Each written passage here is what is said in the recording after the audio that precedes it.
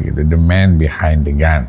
Ya kan, senjata itu kan siapa yang pegang senjata. Kalau digunakan untuk kebaikan, dia akan baik, tapi untuk kekeliruan dan kejahatan juga bisa. Nah, generasi milenial itu kan dia alergi terhadap politik. Iya. Alergi terhadap politik. Dia tidak mau urusan bicara soal politik dan segala macam.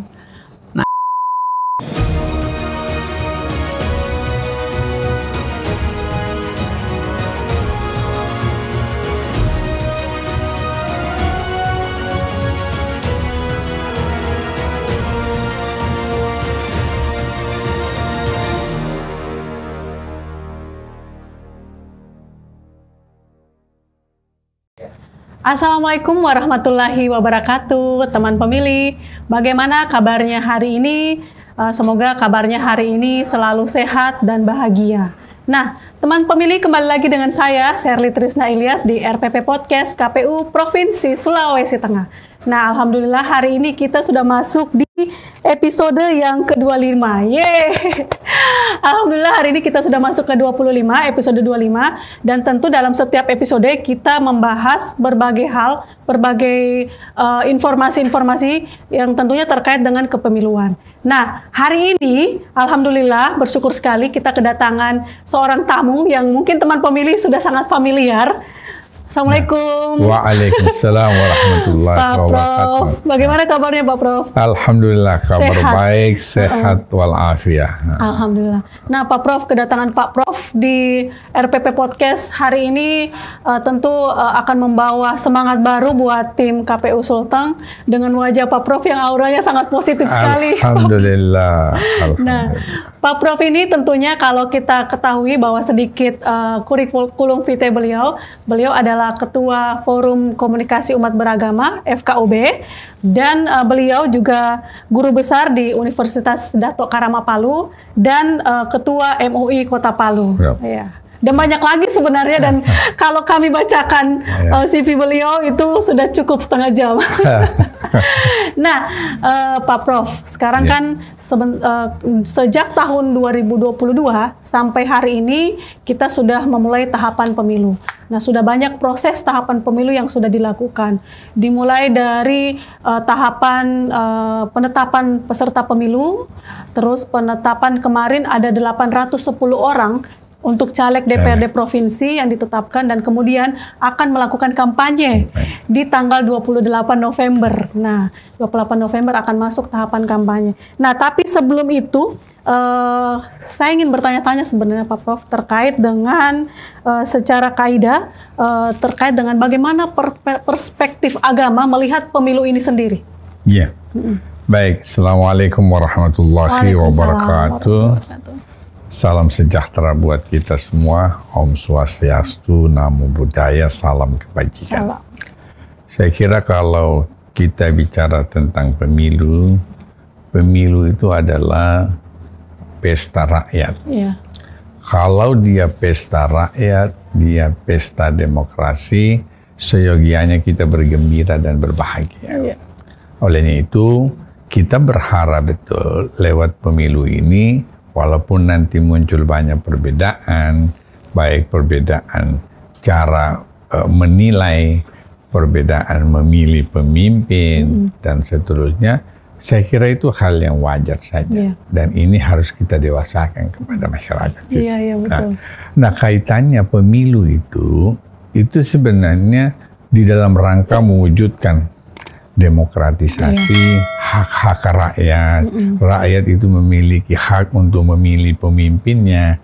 Apakah itu pemimpin eksekutif atau legislatif, mereka memiliki hak untuk itu. Sehingga negara tentu berkewajiban untuk menyelenggarakan proses pemilihan umum yang adil, yang jujur, transparan, dan seterusnya. Dan saya kira ini kewajiban negara untuk hal seperti itu.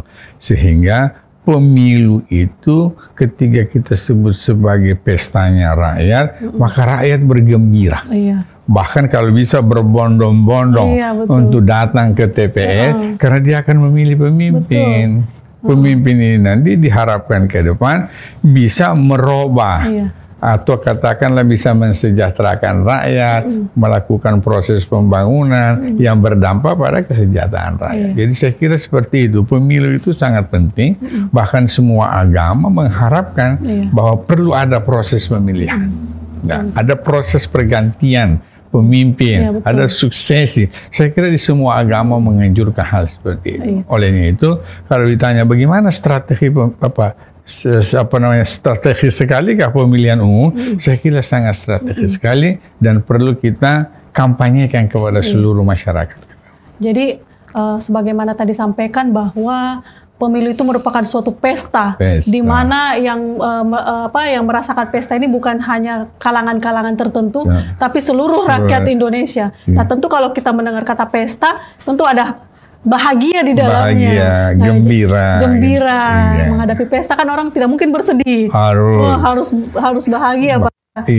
Nah, terkait dengan hal tersebut, tentunya yang menjadi pertanyaan lagi, tadi kan katanya pemilu itu harus dilaksanakan secara demokratis, jujur dan adil. Nah, bagaimana dengan pemilih ini? Tadi disampaikan bahwa pemilih ini memiliki hak untuk memilih. Nah, pertanyaan mungkin ada teman pemilih yang bertanya, terus kenapa saya harus menggunakan hak saya? Kenapa saya harus memilih seperti itu? Iya, karena memilih pemimpin itu adalah kewajiban setiap warga negara dalam perspektif kebangsaan dan kenegaraan. Nah, kalau kita melihat dari perspektif agama, bahwa memilih pemimpin itu adalah kewajiban. Bahwa di sebuah negara, di sebuah bangsa harus ada pemimpin. Di sebuah daerah sampai di tingkat kelurahan desa itu mesti ada pemimpin. Rakyat ini akan sengsara kalau tidak ada pemimpin. Bahkan lebih khusus dalam perspektif Islam, tidak boleh tidak ada pemimpin dalam satu saat.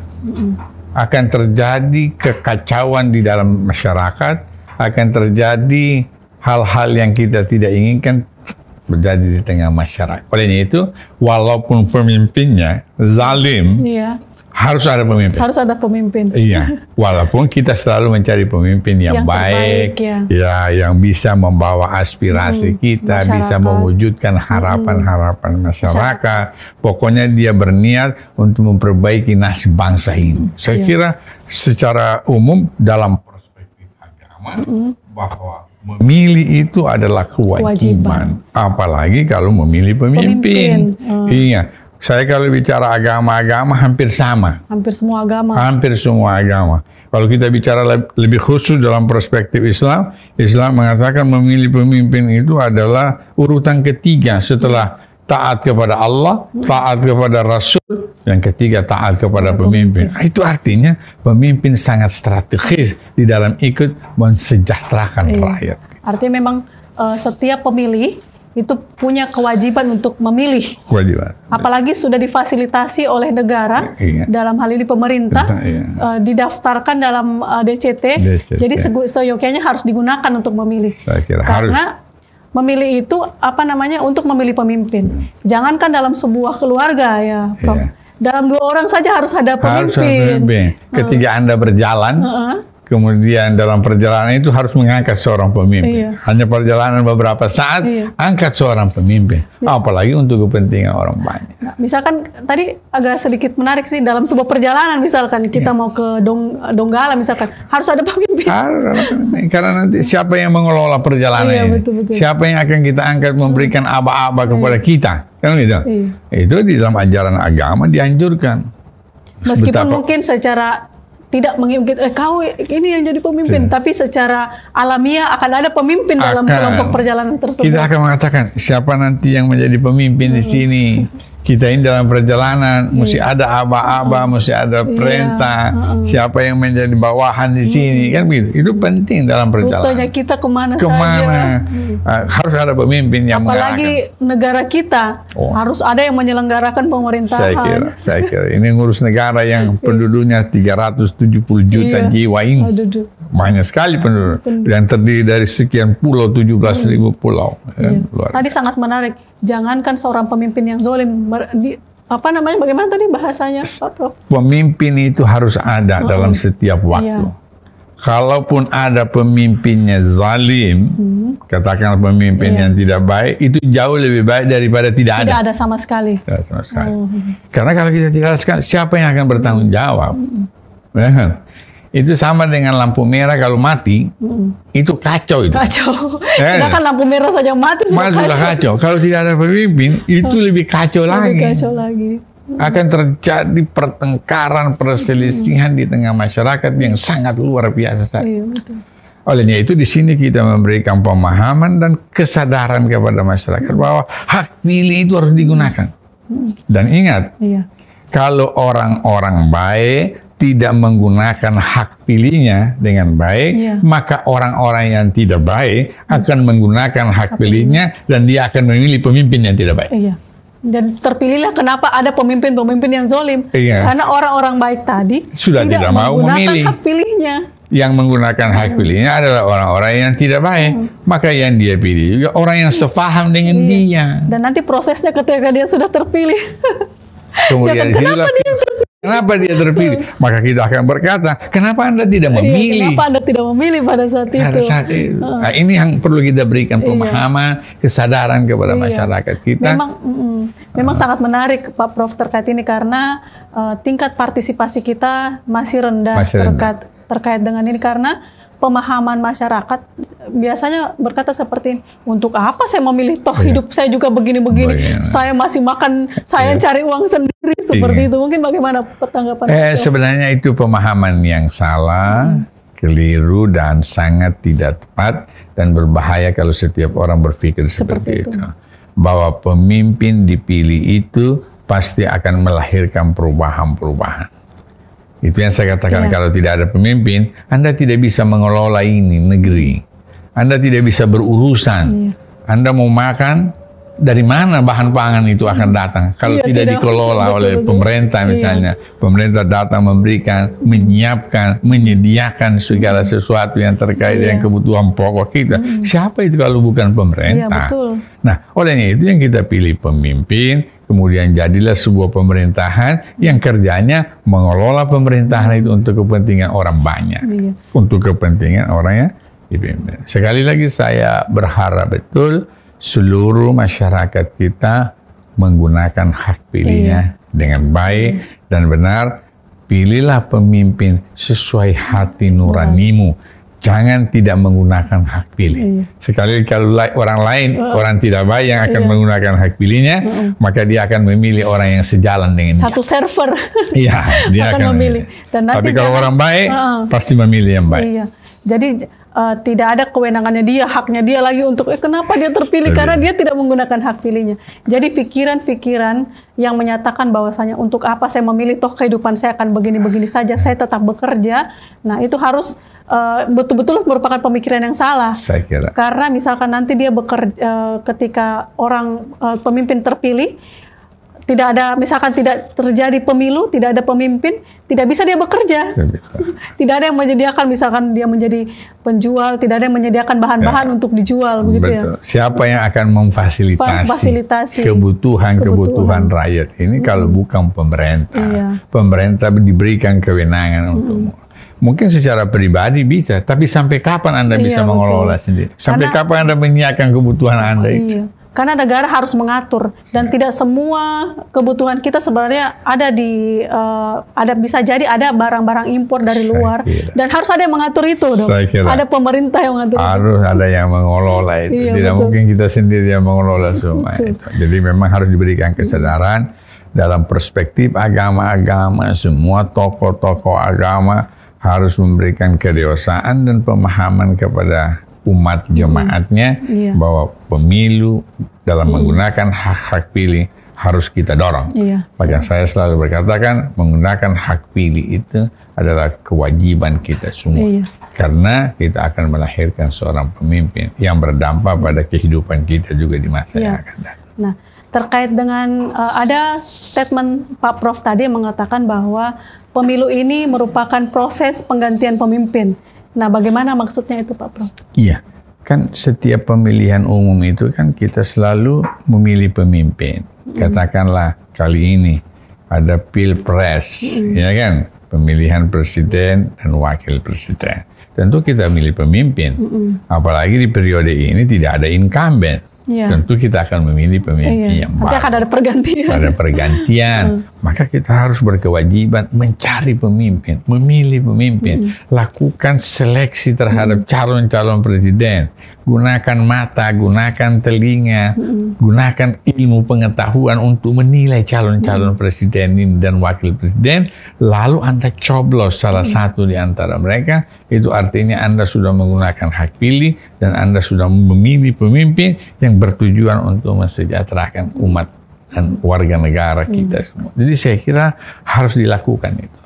Jangan kita bermasa bodoh dengan pemilu. Iya, betul. Jangan cuek, acu tak acu dengan pemilu. Harus kita berikan kesadaran. Saya juga selaku Ketua Forum Kerukunan Umat Beragama, insya Allah di tahun 2024, tentu program kami itu juga adalah menyelesaikan pemilu.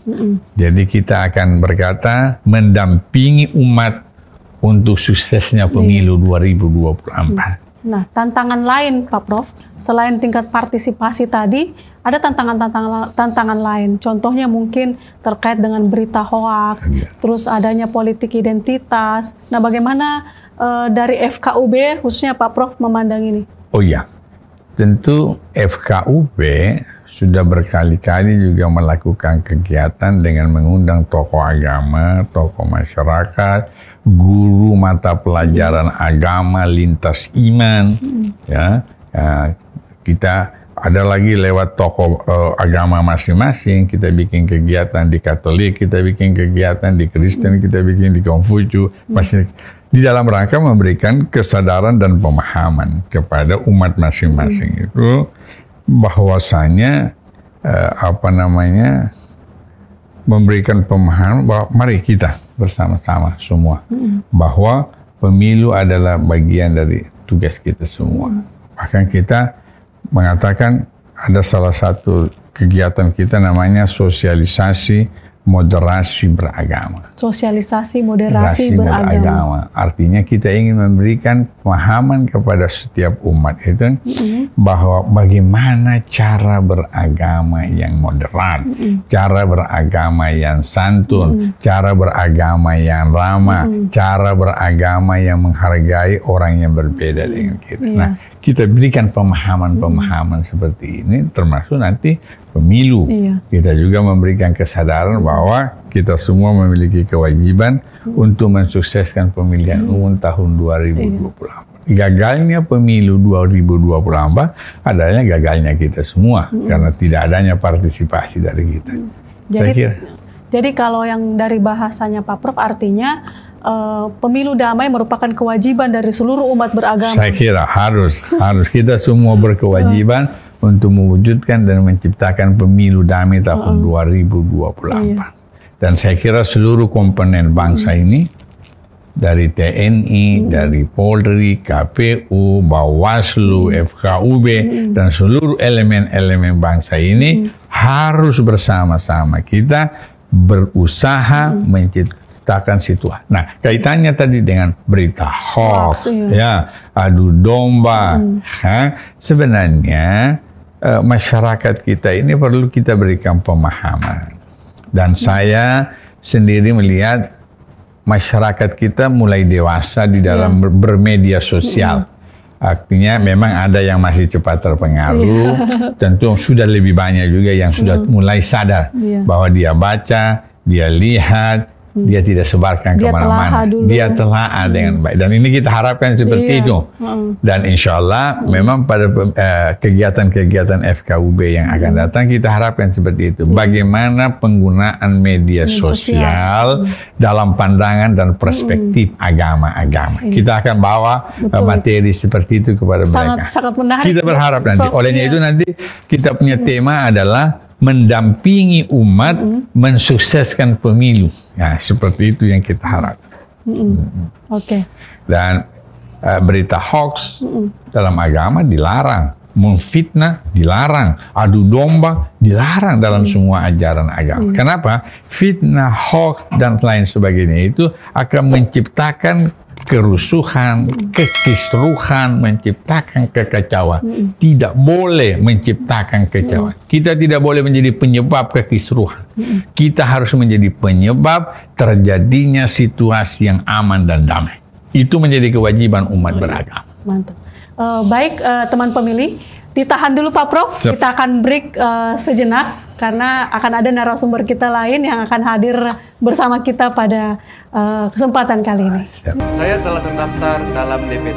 Saya telah terdaftar dalam DPT. Saya telah terdaftar dalam DPT. Saya telah terdaftar dalam DPT. Saya telah terdaftar dalam DPT. Saya telah terdaftar dalam DPT. Saya telah terdaftar dalam DPT. Saya telah terdaftar dalam DPT. Saya telah terdaftar dalam DPT. Saya telah terdaftar dalam DPT. Mereka saja sudah terdaftar, masa kalian belum? Ayo buruan, cek nama kalian, NIK kalian di www.cekdptonline.kpu.go.id. Let's go!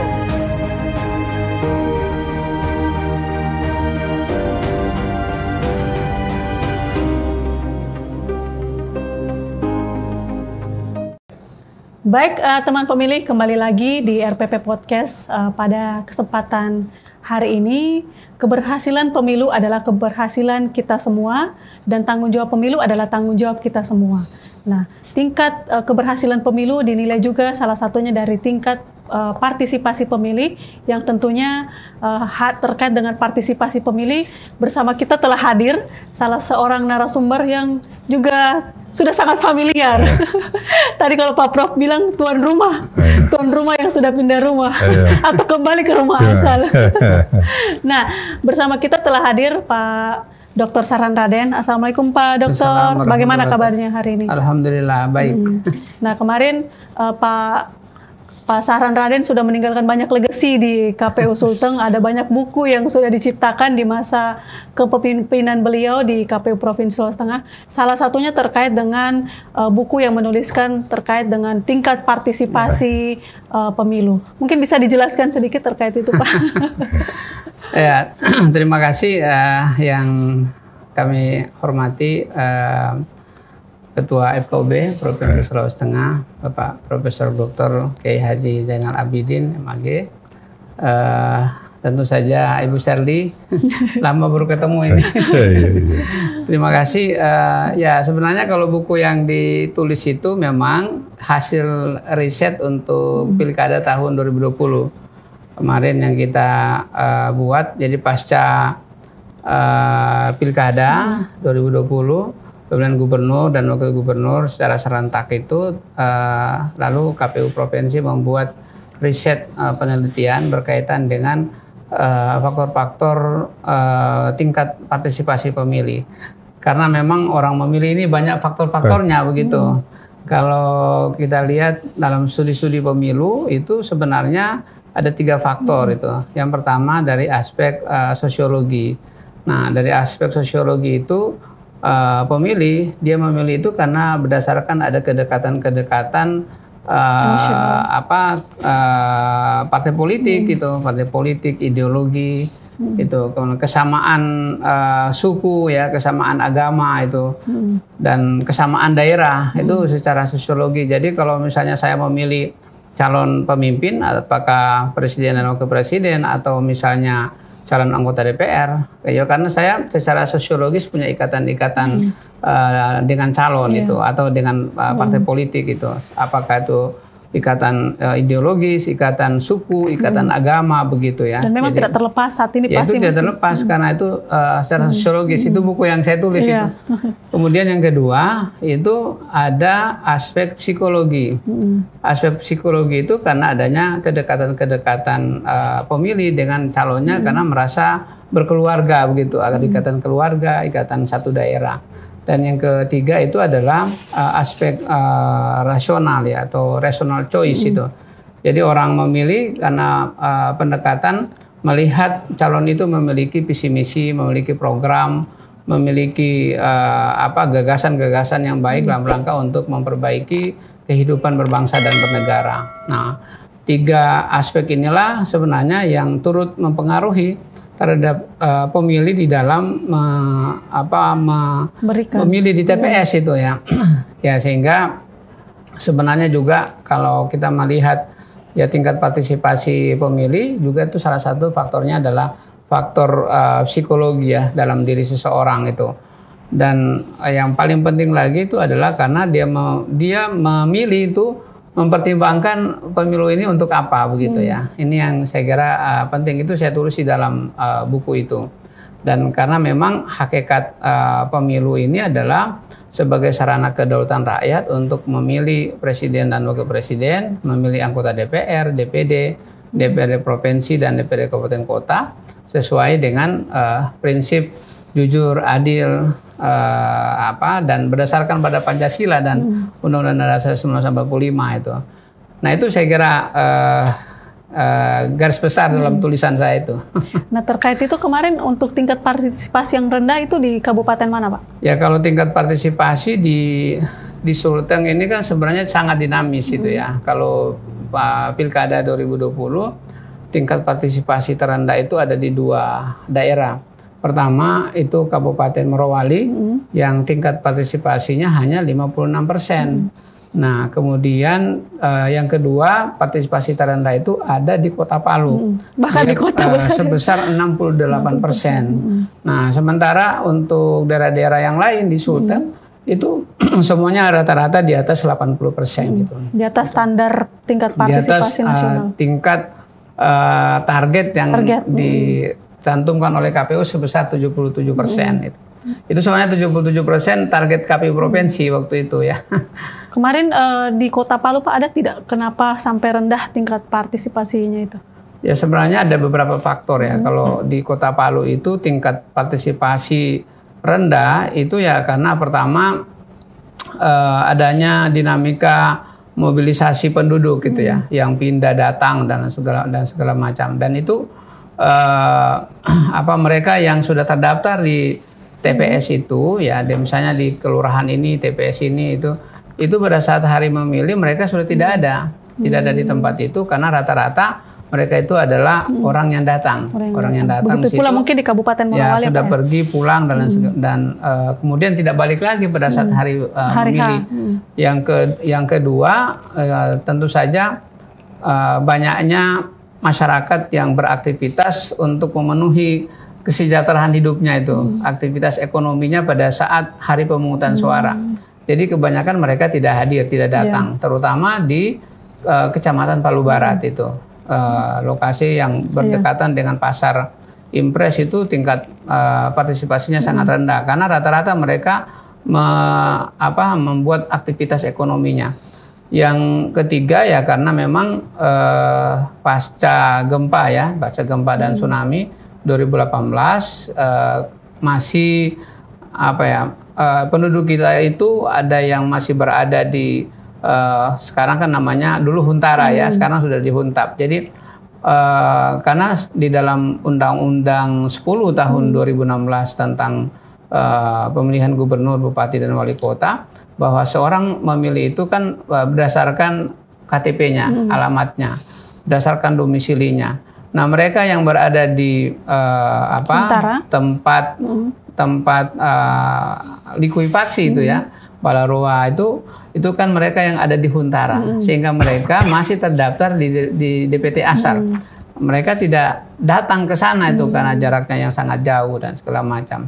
Jadi sebenarnya faktor-faktor yang sifatnya administratif dan sifatnya teknis sehingga turut mempengaruhi partisipasi pemilih yang ada di Kota Palu yang sangat rendah itu. Padahal kalau dibandingkan dengan daerah-daerah lain, kabupaten lain, Kota Palu ini sebagai ibu kota provinsi di mana rata-rata tingkat pendidikannya itu rata-rata S1 dan di atas ada S2, S3 itu. Jadi masyarakatnya terpelajar.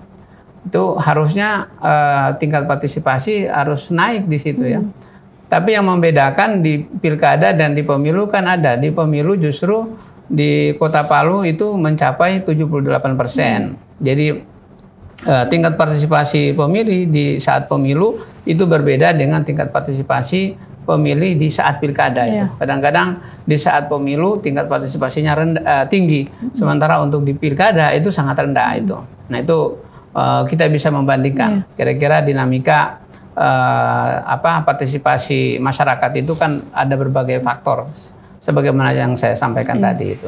Nah, masih terkait dengan partisipasi pemilih, tadi kami banyak berbincang dengan Pak Prof terkait dengan partisipasi pemilih. Salah satunya KPU menganggap bahwa media sosial juga bisa menjadi atau bisa meningkatkan partisipasi pemilih melalui media sosial. Nah, sekarang kita masih menggunakan media sosial untuk mensosialisasikan bagaimana pentingnya memilih ini. Nah, tadi saya sangat menarik dengan apa yang disampaikan oleh Pak Prof. Mungkin Pak Prof terkait dengan media sosial ini sebenarnya bisa dijadikan bisa meningkatkan partisipasi pemilih, tapi bisa juga dijadikan bahan untuk menyebarkan informasi-informasi hoaks ataupun ujaran-ujaran sesat ataupun yang bahkan terkait dengan identitas politik bisa disebarkan di sini. Nah, ada hal yang menarik tadi bisa mungkin dijelaskan kembali Pak, mungkin bisa ditanggapi juga nanti oleh Pak Saran terkait dengan media sosial itu Pak Prof. Iya, saya kira kan media sosial kita sekarang ini kan bisa bermata dua juga, kan bisa menguntungkan dan bisa merugikan kita semua. Atau katakanlah tergantung siapa yang menggunakannya, kan begitu. The man behind the gun. Ya kan, senjata itu kan siapa yang pegang senjata. Kalau digunakan untuk kebaikan, dia akan baik, tapi untuk kekeliruan dan kejahatan juga bisa. Nah, saya kira tugas kita sekarang adalah bagaimana mengajak masyarakat, menghimbau kepada masyarakat dan mendidik kepada masyarakat kita bahwa media sosial itu harus digunakan untuk kepentingan orang banyak, bermanfaat bagi orang banyak, bukan untuk digunakan kepada hal-hal yang negatif. Saya kira ini tugas kita semua, ya. Ya KPU, ya elemen bangsa yang lainnya, ormas-ormas keislaman, ormas-ormas keagamaan, berikanlah pembelajaran bagaimana penggunaan media sosial yang sesungguhnya. Artinya sejak awal media sosial yang diciptakan bukan untuk menciptakan kerusuhan pertikaian, tetapi digunakan itu untuk mempermudah kita semua berkomunikasi, mempermudah kita semua untuk menjalin hubungan. Kalau dulu kita saling datang, mengunjungi, saya kira sekarang dengan mengucapkan selamat Idul Fitri, kita mengucapkan selamat berbahagia, itu lebih praktis. Nah, hal-hal seperti ini sebenarnya, dan ini cocok dengan pandangan agama, ya. Artinya ada dinamika yang harus kita ikuti. Kalau dulu kita harus ketemu, sekarang itu biar tidak ketemu. Justru dengan tidak ketemu, boleh jadi kita punya hubungan jauh lebih baik dibanding dengan ketemu, kan beda. Nah, hal-hal seperti ini yang harus kita sampaikan kepada masyarakat kita. Termasuk tadi politik identitas itu. Dan menurut FKUB, politik identitas itu sangat membahayakan kita semua. Karena yang kita cari dalam politik itu adalah persamaan semua. Ya, kita cari bagaimana kita memilih karena persamaan agama. Kau pilih siapa? Ini harus begini, ini orang kita, jangan. Katakanlah ada 3 hal yang saya tahu politik identitas yang sangat membahayakan kita. Pertama, karena identitas agama. Ya, yang kedua itu karena identitas suku. Yang ketiga karena gender. Kamu kalau tidak milih gender ini gimana dan lain sebagainya. Ini kan juga mengkotak-kotakan masyarakat kita, kan gitu ya. Jadi ini ada kelompok ini, ada kelompok ini. Nah, kalau sudah terkotak-kotak seperti itu masyarakat kita, itu rawan terjadinya pertikaian. Hanya sedikit gesekan itu akan terjadi pertengkaran yang luar biasa. Konflik itu bisa akan terjadi. Oleh itu saya selalu mengatakan politik identitas ini dalam tanda kutip haram hukumnya. Dan saya kemarin juga ikut dalam salah satu kegiatan di wawancarai, saya katakan semua pihak harus menghindari politik identitas. Caleg, jangan bawa-bawa agama. Jangan bawa-bawa suku. Jangan bawa-bawa gender itu. Ya kan? Politik yang santun, politik kebangsaan, politik kenegaraan. Sampaikan kepada masyarakat, Anda mau bikin apa negara ini, Anda mau bikin apa republik dan daerah ini, sehingga masyarakat juga dewasa selalu mencari pemimpin yang memang memiliki visi dan misi yang baik. Jadi saya kira sekali lagi dalam pandangan kami terkait dengan politik identitas itu dalam tanda kutip haram hukumnya, dan kita nanti juga akan mengatakan kepada masyarakat lewat kegiatan-kegiatan kita bahwa jangan menggunakan politik identitas karena itu akan bisa mengganggu kerukunan dan kedamaian umat beragama. Umat beragama yang sudah rukun, sudah damai di Provinsi Sulawesi Tengah ini, jangan lagi dibangkitkan hal-hal yang negatif seperti itu. Saya kira begitu. Baik, terima kasih Pak Prof. Tadi Pak Saran juga sempat membahas terkait dengan faktor-faktor yang mempengaruhi tingkat partisipasi itu. Nah, mungkin kedepannya ada saran terkait dengan metode mungkin sosialisasi yang dilakukan oleh KPU, apalagi kalau kita lihat sekarang dari segi pemilih kita didominasi oleh pemilih generasi milenial. Nah, itu 50% dari jumlah DPT kita itu adalah anak muda. Nah, bagaimana Pak Saran melihat ini?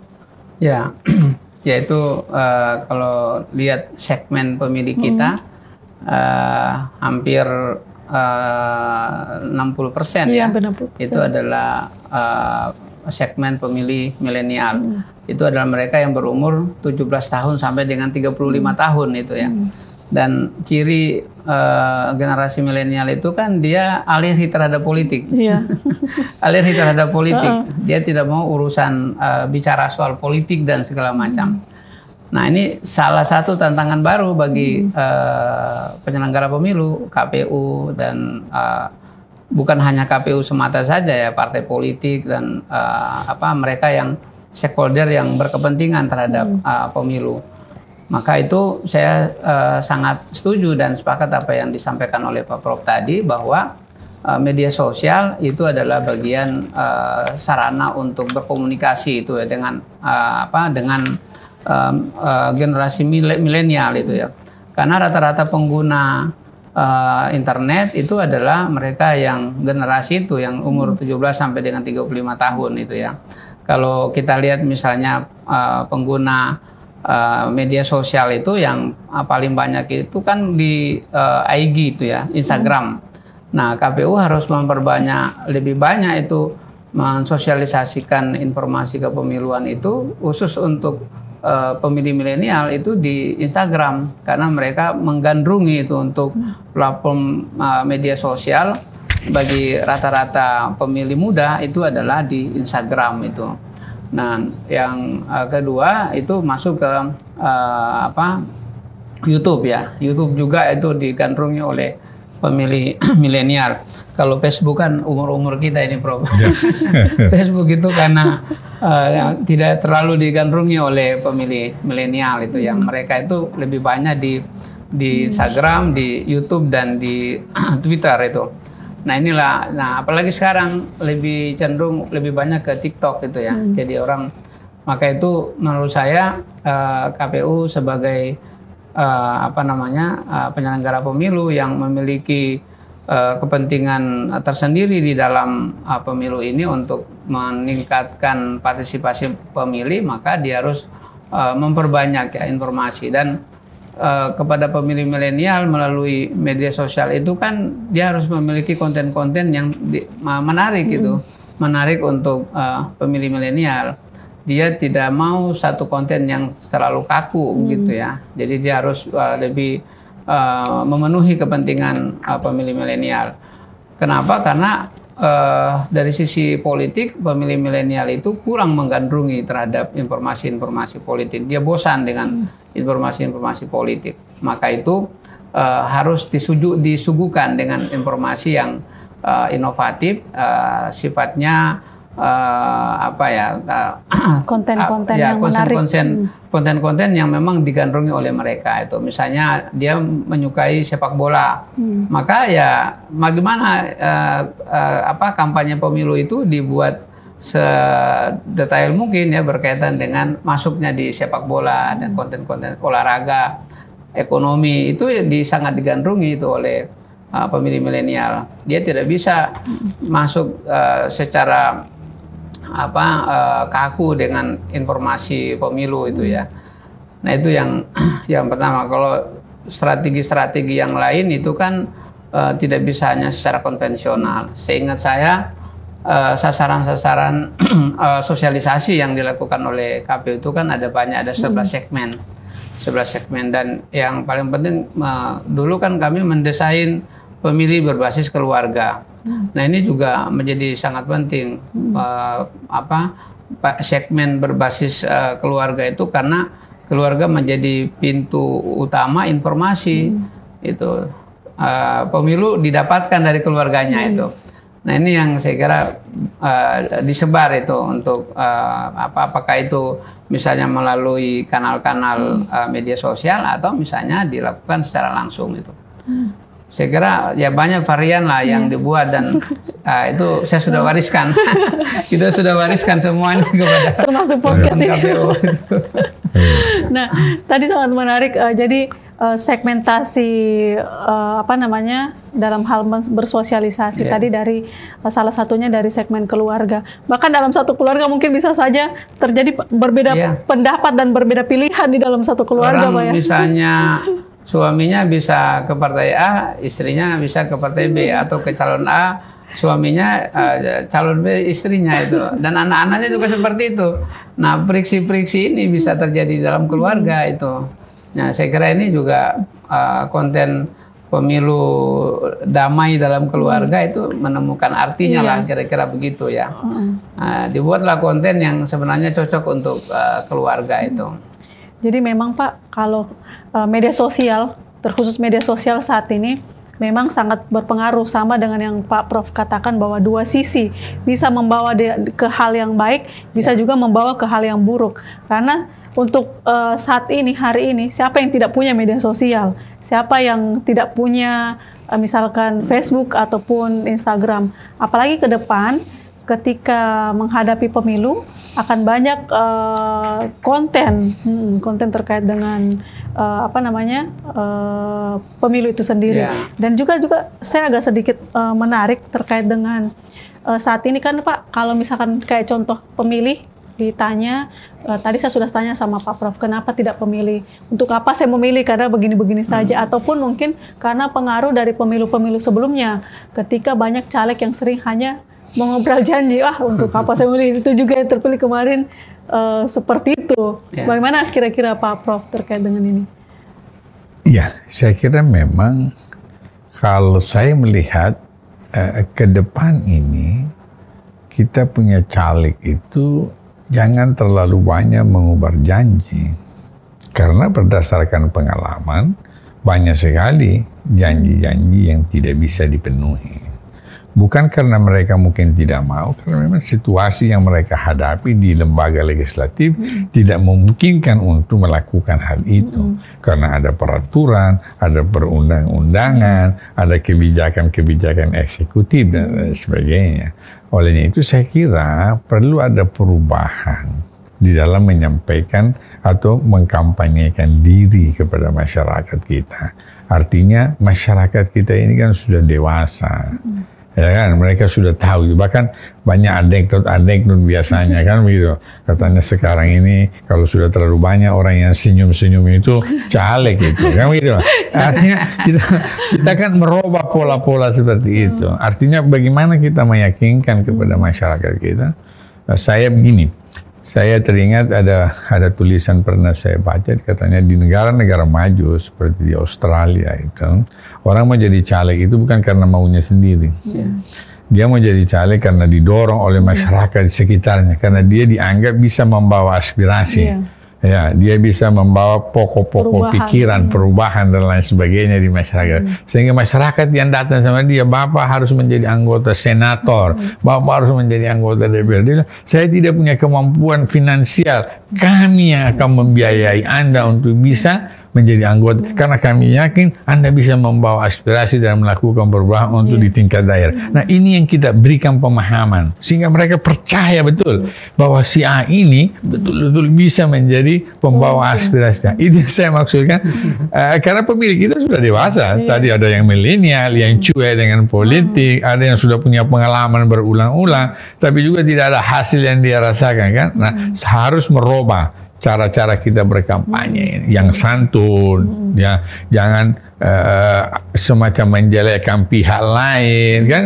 Itu juga masyarakat akan menilai, bagaimana caleg ini kok bisa menjadi anggota DPR kalau kerjanya juga menyalahkan calon yang lain kan begitu. Nah, itu kedewasaan berpolitik dan berkampanye seperti ini menurut saya sangat penting di tahun 2025 atau yang kita mulai dari 28 November yang akan datang. Dengan demikian masyarakat kita didik, mereka sudah semakin dewasa berpolitik, mereka juga di tingkat bawah walaupun berbeda, mereka juga tidak bisa berselisih. Nah, ini ke depan nanti bagaimana kita mengajak masyarakat bahwa berbeda itu adalah hal yang biasa, lumrah dalam kehidupan perbedaan. Termasuk tadi disinggung di keluarga bisa beda-beda pilihan. Tidak apa-apa, biarkan. Latih mereka untuk berbeda dari kelompok yang paling kecil. Sebagai seorang ayah, jangan memaksakan pandangan kita kepada anak-anak kita, pilihan kita kepada, karena mereka punya zaman berbeda dengan kita. Kan gitu. Kita ini kan ala Facebook, mereka sudah ala Instagram tadi kan gitu. Jadi berikan kedewasaan, berikan sesuatu yang terbaik untuk proses pendidikan politik kepada, sehingga saya menghayal, membayangkan satu saat nanti di Kecamatan Palu Barat atau Kecamatan Tatanga ada seorang yang diminta mati-matian menjadi anggota DPR gitu kan. Itu yang begitu yang kita harapkan. Kenapa? Karena dia sadar betul bahwa inilah orang yang bisa membawa aspirasi, orang yang tidak mementingkan kepentingan dirinya sendiri. Nah, itu pada tingkat legislatif. Mungkin satu saat pada tingkat eksekutif juga begitu. Bapak harus maju, hanya Bapak yang kita harapkan. Ya, tapi kan kalau masyarakatnya sudah semakin dewasa, saya kira begitu ya. Dewasa dan modern. Ya, saya kira harus begitu. Nah, artinya bukan hanya KPU yang punya tanggung jawab untuk suksesnya pemilu ini. Iya. KPU yang sebagai penyelenggara, tapi tugas kita semua, saya kira. baik itu calegnya juga dalam hal memaparkan visi dan misinya, begitu Pak Sarah. Iya, benar. Jadi saya kira kan KPU bukan satu-satunya itu lembaga yang bisa meningkatkan tingkat partisipasi. Sebenarnya faktor utama itu adalah partai politik itu, karena partai politik lah yang berkontestasi itu kan. Oleh karena itu dia seperti Pak Prof menyampaikan tadi, partai politik mencalonkan calon anggota DPR itu ya. Jadi di mana dia mewakili daerah pemilihannya. Apakah misalnya orang itu bisa dipilih atau tidak begitu. Jadi inilah yang berperan penting. Dan sebenarnya di dalam metode kampanye kan banyak itu ya. Salah satunya tadi adalah media sosial itu. Ya, kalau di PKPU 15 itu ya 2023 tentang kampanye bagaimana diubah dengan PKPU 20. Saya masih ingat-ingat juga. Nah, itu kan sebenarnya khusus untuk media sosial, partai politik kan harus memiliki akun ya media sosial sebanyak 10 media sosial. 20 media sosial yang disampaikan kepada KPU. 20 tiap aplikasi. Tiap aplikasi itu 20 aplikasi Facebook, 20 aplikasi Instagram kan banyak itu. Dan ini kalau misalnya ada banyak misalnya anggota DPRD provinsi ya jumlahnya 800 lebih itu ya. Itu ada partai politik saja kan sebenarnya partai politik 18 dikali 20 konten ya 20 itu kan sudah banyak sekali itu. Dan di mana media sosial kita? Iya, berapa pemilih kita itu. Nah itu saya kira saluran yang luar biasa bisa disampaikan itu faktor utamanya. Dan apa yang disampaikan oleh Pak Prof tadi sebenarnya salah satu faktor utama di dalam memilih seseorang itu ya karena terkait dengan politik kebijakan itu ya. Misalnya pemerintahan yang berkuasa hasil pemilu itu tidak melaksanakan begitu janji-janji politiknya, sehingga ada pesimisme dari pemilih. Dia menyatakan bahwa ya untuk apa saya mengikuti pemilu kalau misalnya beberapa kali saya ikut pemilu tidak terjadi peningkatan kesejahteraan. Anak saya tidak bisa sekolah itu karena tidak bisa dibiayai. Saya tidak bisa berobat di rumah sakit karena tidak punya biaya itu. Nah, inilah yang saya kira problem-problem. Bahkan di pemilu 2014 saya pernah melakukan supervisi ya di KPU.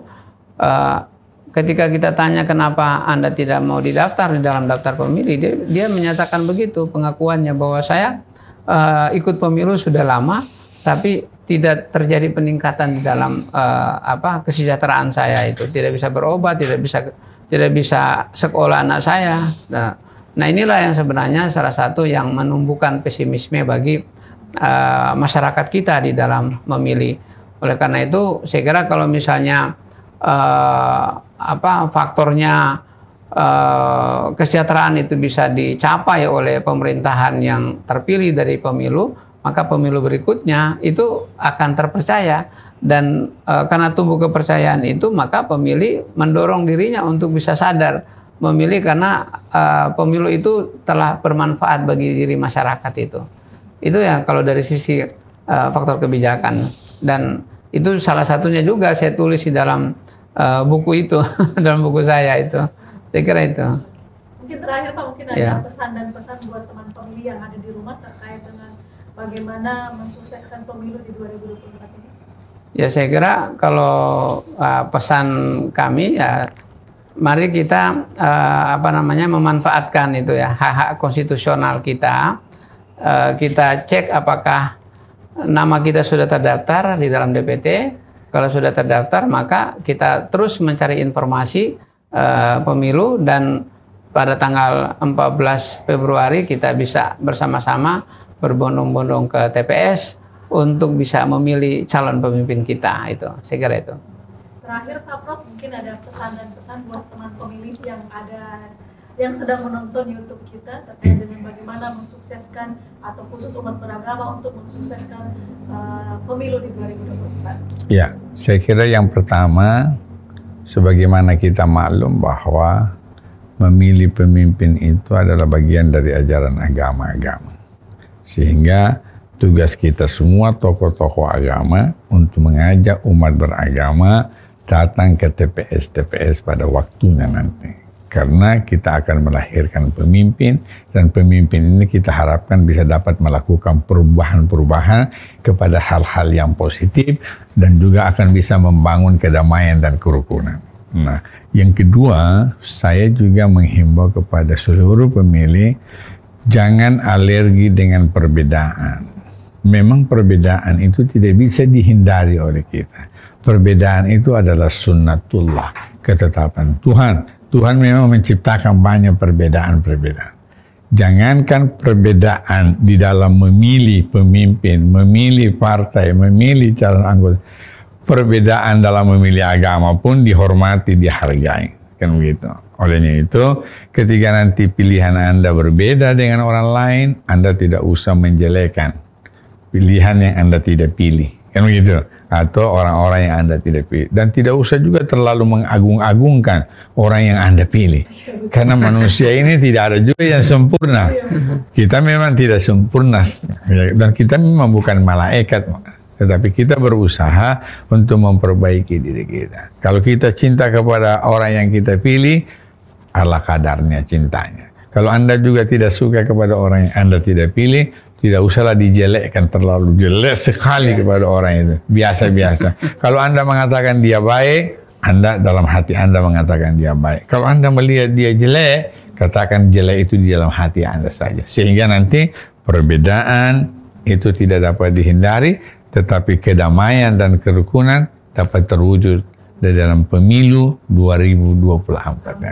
Baik, apa dulu buat semua narasumber kita pada hari ini. Terima kasih Pak Prof sudah berkenan untuk hadir di RPP Podcast. Terima kasih Pak Dr. Saran juga sudah hadir. Sebenarnya masih banyak yang ingin kita bincangkan pada hari ini, tapi waktu jual lah, kita sudah dikode sama tim. Dikode sama tim waktu. Nah, baik teman pemilih, ada banyak informasi tadi yang dapat kita petik, ada hikmah, banyak hikmah bahkan yang dapat kita petik dalam pertemuan atau podcast kita pada hari ini. Salah satunya adalah perbedaan adalah sunnatullah, dan jadi jangan alergi dengan perbedaan, jangan memaksakan pilihan kita kepada orang lain karena nanti akan menimbulkan konflik. Nah, demikian pertemuan kita teman pemilih hari ini. Nah, yang belum subscribe silakan subscribe YouTube KPU Provinsi Sulawesi Tengah. Nanti Pak Prof izin bisa di-subscribe KPU Provinsi Sulawesi Tengah. Di-follow juga teman-teman. Jadi kita punya media sosial semua alhamdulillah sudah verified. YouTube kita juga sudah verified, sudah centang biru. Dan demikian pertemuan kita akhiri dengan billahi taufiq wal hidayah. Wassalamualaikum warahmatullahi wabarakatuh. Waalaikumsalam warahmatullahi wabarakatuh.